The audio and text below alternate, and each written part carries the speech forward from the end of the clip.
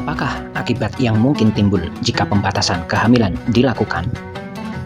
Tentang akibat yang mungkin timbul dari pembatasan kehamilan, banyak sekali yang harus dibicarakan. Dari segi hukum agama, hukuman Allah di dunia kini berlaku tersebab manusia menantang ketentuan yang diturunkannya, tercantum di dalam Al-Quran. Hal ini telah berlaku pada zaman Nabi Lut, waktu mana umat durhaka, pelaku homoseks dan lesbian. Mereka telah dihancurkan dengan ledakan besar dan lemparan meteor-meteor dari angkasa. Hukuman berupa bencana alam, begitupun berupa gempa bumi, ledakan gunung, gelombang panas, gelombang pasang, angin topan, tornado, banjir, dan sebagainya, selalu disediakan Allah untuk kaum pendosa. Hal ini dinyatakan pada surat ke-11 ayat 83 dan surat ke-26 ayat 189. Mungkin kebanyakan pelaku bid control tidak menyadari bahwa perbuatannya dibenci Allah dan termasuk kekafiran yang diancam dengan neraka di akhirat nanti. Surat kedua ayat 206. Begitupun dengan bencana alam di dunia kini. Surat ke-11 ayat 83 dan surat ke-26 ayat 189. Tetapi perbuatan demikian juga akan membawa kepada tidak mempercayai kebesaran dan ketentuan Allah dalam kehidupan, hingga pada banyak hal dia akan menjurus kepada sekularisme, kekafiran, kezaliman yang semuanya terlarang menurut hukum Islam. Membinasakan naslu atau benih manusia berlangsung dengan melakukan monoseks atau onani, dan yang tergolong perbuatan ini ialah azal, yaitu pembuangan sperma secara percuma. Perbuatan-perbuatan ini menimbulkan impotensi, kehilangan gairah hidup, rasa tidak memerlukan istri, dan ketiadaan keturunan. Pantang berkala atau sistem kalender menyebabkan suami kekurangan kesempatan memenuhi kehendak syahwat, hingga kadang-kadang terpaksa mencari cara lain berupa azal, onani, atau melakukan zina dengan pelacur.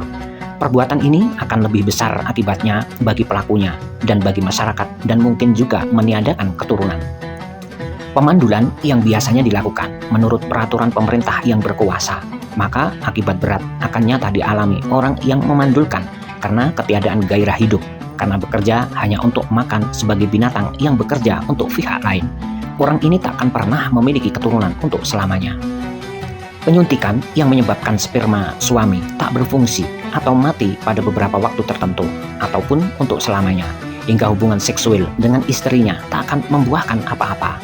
Pemakaian kontrasepsi ini mungkin saja mengalami efek samping berupa gangguan fisik atau mental, tetapi yang jelas rumah tangganya akan putus asa untuk mendapatkan keturunan di kemudian hari. Membinasakan hasso atau menjadikan rahim istri tidak dapat menghamilkan kandungan. Memakai spiral yang menyebabkan sperma suami tak berfungsi untuk kehamilan. Hal ini biasanya meniadakan kepuasan yang diharapkan oleh suami istri, hingga pergaulan dalam rumah tangga jadi lesu tanpa semangat. Memakai pil atau melakukan injeksi anti hamil yang tentunya menurut ukuran dan waktu tertentu, biasanya menimbulkan efek samping yang membahayakan kesehatan istri, begitupun keturunan rumah tangga. Semua cara dan alat kontrasepsi tersebut menimbulkan penyakit atau akibat tak terduga karena memakainya masih dalam pengujian dan percobaan, mungkin saja berupa kelemahan otak, tubuh, impotensi bagi lelaki yang melakukan onani dan azal, yaitu yang membuang spermanya di luar rahim istrinya, atau hilangnya kemanusiaan bagi mereka yang dimandulkan. Infeksi penyakit dalam rahim yang memakai spiral, atau gugur rambut, lemah panca indera, tumbuhnya kanker pada mereka yang memakai pil atau injeksi anti hamil. Masyarakat yang membiasakan diri membatasi kelahiran akan terbiasa pula tidak menghargai pernikahan. Sebaliknya, mereka akan sulit mendapatkan keturunan sewaktu mereka menghendakinya. Karenanya timbul kekurangan jumlah penduduk, sebagaimana yang pernah berlaku di Eropa pada akhir abad 14 Hijriah. Mereka mendatangkan penduduk dari bangsa asing karena mereka membutuhkan tenaga muda.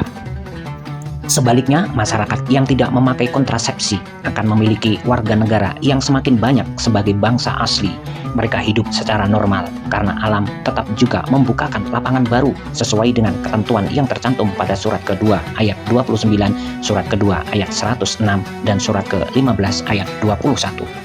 Kiranya dengan beberapa alasan ini dapatlah menjawab pada video tentang akibat-akibat yang mungkin timbul dari pembatasan kelahiran yang dilaksanakan dalam masyarakat ramai.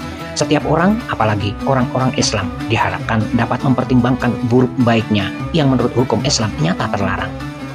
Bahwa yang menjadi dasar dalam uraian ini ialah Al-Quran, yang sengaja diturunkan Allah sebagai pedoman hidup bagi manusia ramai.